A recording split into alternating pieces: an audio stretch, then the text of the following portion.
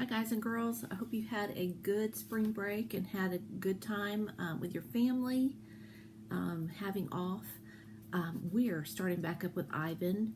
We're going to be reading pages 126 to 156, but before I start, I wanted to bring this out again and ask you, some of you have not sent me how many you think are in this bottle, okay?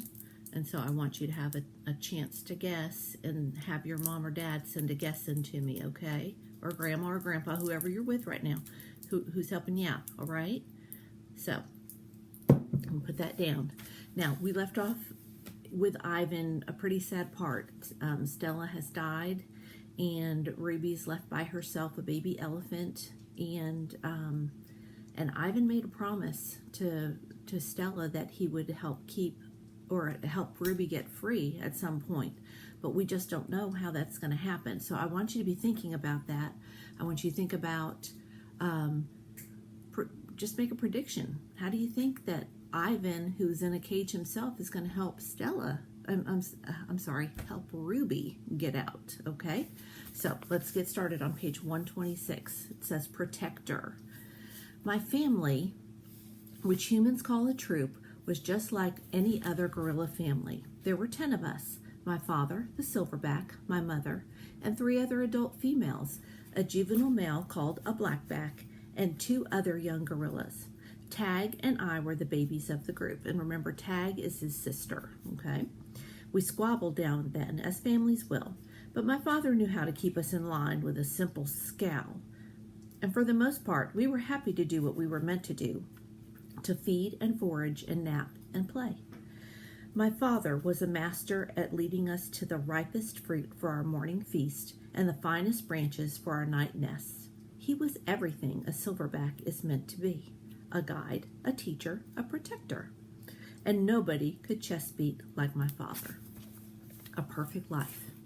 Gorilla babies and elephant babies and human babies are not so different, except that a gorilla gets to spend the day riding on his mother's back, like a cowboy on a horse. It's a pretty great system from the baby's point of view. Slowly, carefully, a young gorilla begins to venture farther and farther away from the safety of his mother's arms. He learns the skills he will need as an adult: how to make a nest of branches, weave them tightly or they will fall apart in the middle of the night; how to beat your chest, cup your palms to amplify the sound. That means to make the sound go farther, okay? How to go vining from tree to tree. Don't let go. Okay, vining is another one of those words that's in the glossary at the front. So take a minute and look at the front, okay?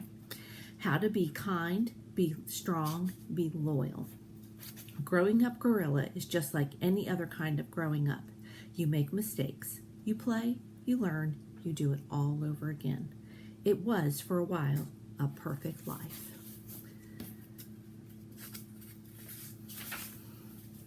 And then it says, the end. One day, a still day when the hot air hummed, the humans came. Vine. After they captured my sister and me, they put us in a cramped, dark crate that smelled of urine and fear. Somehow I knew that in order to live, I had to let my old life die. But my sister could not let go of our home. It held her like a vine, stretching across the miles, comforting, strangling. We were still in our crate when she looked at me without seeing, and I knew that the vine had finally snapped. There are a lot of similes there, okay? It held her like a vine, and it talked about the vine being like life and that the vine had snapped, and so his sister ended up dying there, okay? The temporary human. It was Mac who pried open that crate, Mac who bought me, and Mac who raised me like a human baby. I wore diapers, I drank from a bottle, I slept in human beds, sat in human chairs, listened while human words swarmed around me like angry bees. Mac had a wife back then. Helen was quick to laugh, but quick to anger too, especially when I broke something, which was often. Here's what I broke while I lived with Mac and Helen. 1 crib, 46 glasses, 7 lamps, 1 couch, 3 shower curtains, 3 shower curtain rods, 1 blender, 1 TV, 1 radio, 3 toes, my own.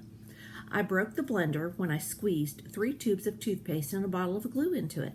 I broke my toes attempting to swing from a lamp fixture on the ceiling. I broke 46 glasses. Well, it turns out there are many ways to break a glass. Every weekend, Mac and Helen took me in their convertible to a fast food restaurant where they ordered me French fries and a strawberry shake. Mac loved to see the expression on the cashier's face when he drove up and said, "Can I have some extra ketchup for my kid?" I went to baseball games, to the grocery store, to a movie theater, even to the circus. It didn't have a gorilla. I rode a little motorbike and blew out candles on a birthday cake. My life as a human was a glamorous one, although my parents, traditional sorts, would not have approved. Hunger. In my new life as a human, I was well tended. I ate lettuce leaves with Thousand Island dressing and caramel apples and popcorn with butter. My belly ballooned. But hunger, like food, comes in many shapes and colors. At night, lying alone in my Pooh pajamas, so he wore Winnie the Pooh pajamas, I felt hungry for the skilled touch of a grooming friend, for the cheerful grunts of a play fight, for the easy safety of my nearby troop, foraging through shadows. Remember what happened to Tag? I told myself. Don't think about the jungle. Still sometimes I lay awake wishing for the warmth of another just like me, asleep in a night nest of tender prayer plant leaves. I like having sips of soda poured into my mouth like a bubbling waterfall, but every now and then I long to search for a tender stalk of arrowroot to feel the tease of a mango just out of reach. Still life. One day Helen came home with something large and flat wrapped in brown paper. "Look what I bought today," she said excitedly as she tore off the paper. "A painting to go over the living room couch." "Fruit in a bowl," Max said with a shrug. "Big deal." "This is fine art. It's called a still life," Helen explained, "and I think it's lovely." I dashed over to examine the painting, marveling at the colors and shapes. "See," said Mac's wife, "Ivan likes it." "Ivan likes to roll up poop and throw it at squirrels," Max said. I couldn't take my eyes off the apples and bananas and grapes in the picture.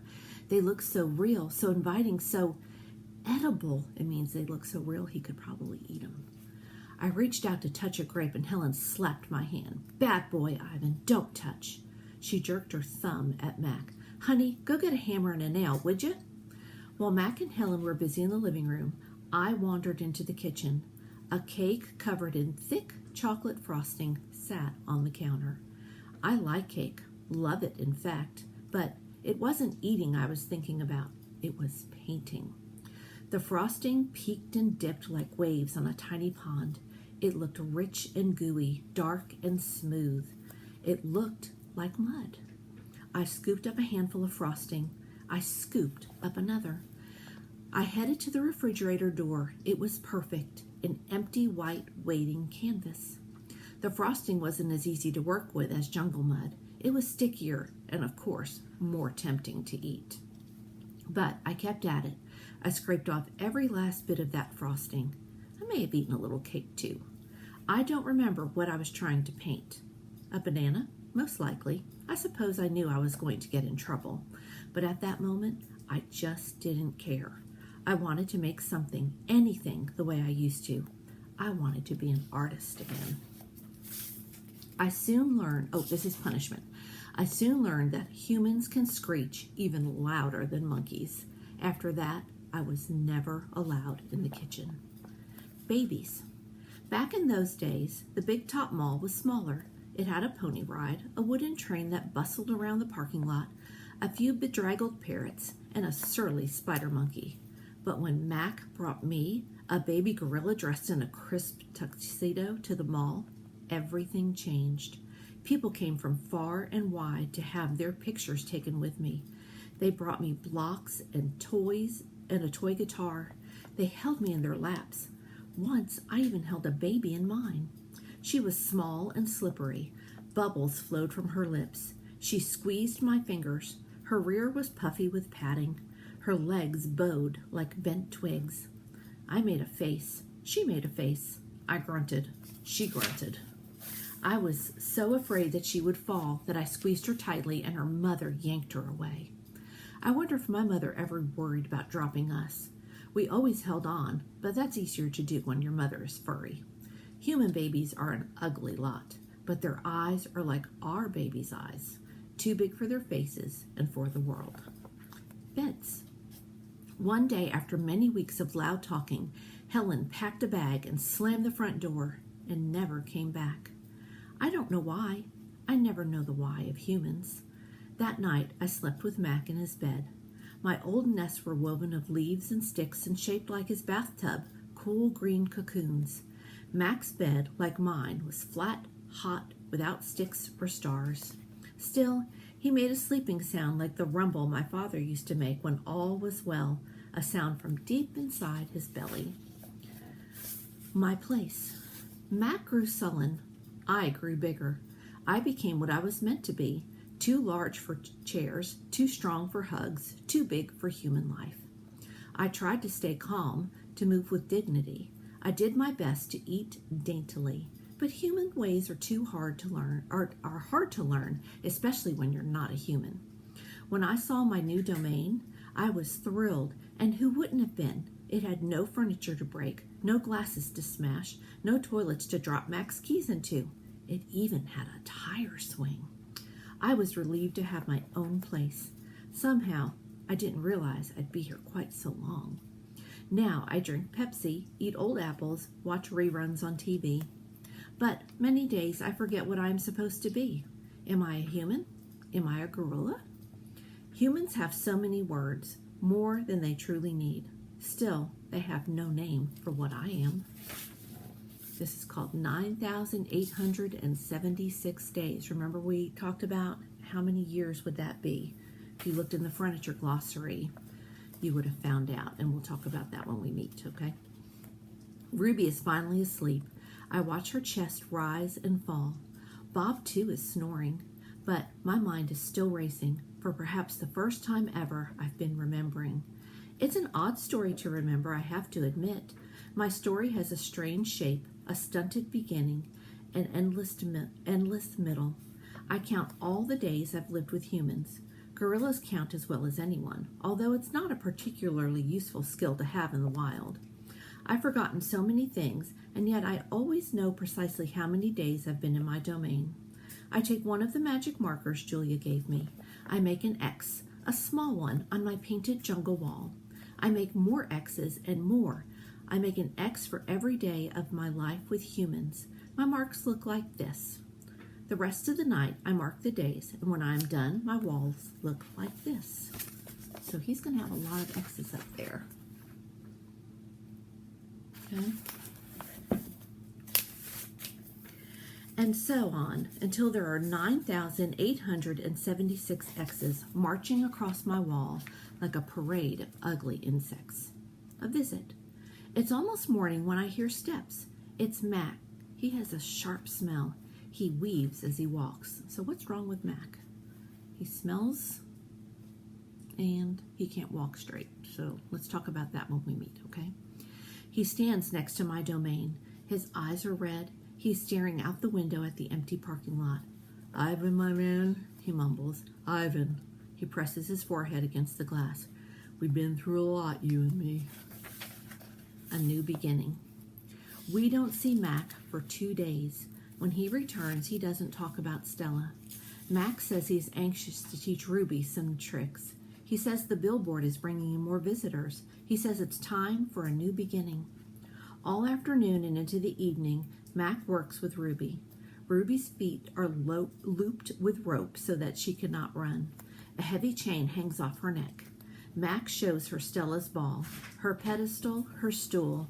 He introduces her to Snickers. When Ruby obeys Mac, he gives her a cube of sugar or a bit of dried apple. When she doesn't, he yells and kicks at the sawdust. When George and Julia arrive, Mac is still training Ruby. Julia sits on a bench and watches them. She draws a little, but mostly she keeps her eyes on Ruby. Bob watches too. He's hiding in the corner of my domain under Not Tag. It's raining outside, and Bob does not like damp feet.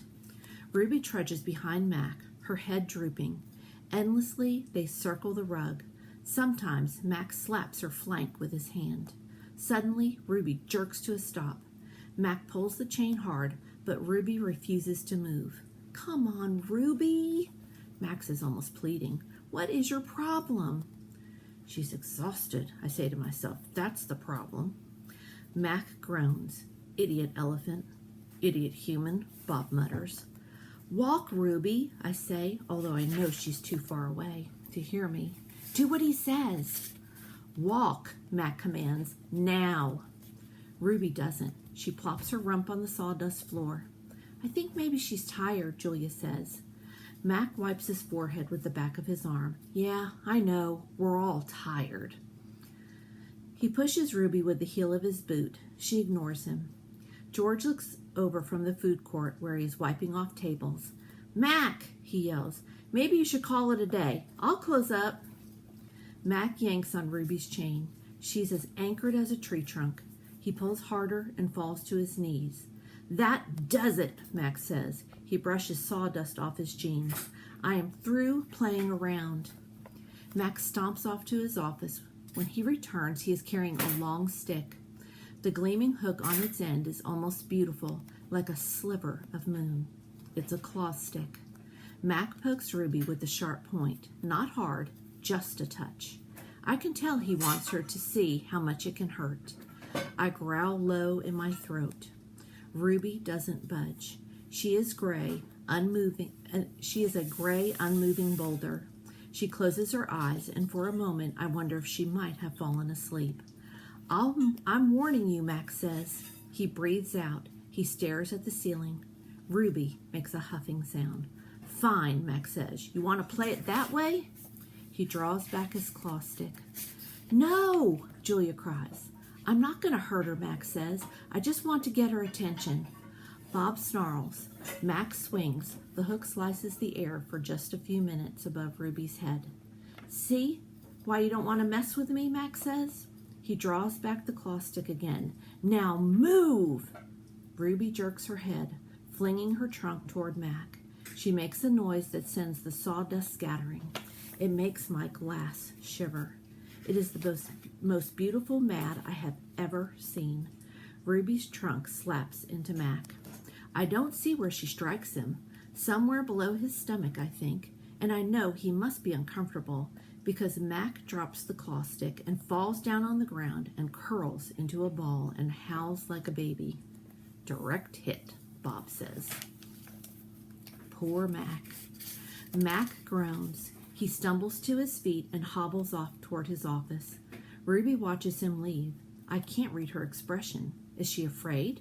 Relieved? Proud? When Mac is gone, George and Julia lead Ruby from the ring. It's okay, baby. It's okay, Julia says, stroking Ruby's head. They settle Ruby in her domain and make sure she has fresh water and food. Before long, Ruby's dozing. Dad? Julia asks as George locks Ruby's iron door. Do you think Mac would ever hurt Ruby? I don't think so, Jules, George says. At least, I hope not. Maybe we could call someone. George scratches his chin. I wish I could help Ruby, but I wouldn't know how. I mean, who would I call? The elephant cops? Besides, George looks down. I need this job, Jules. We need this job. Your mom, the doctor's bills. He kisses the top of Julia's head. Back to work, you and me both. Julia sighs and reaches for her backpack.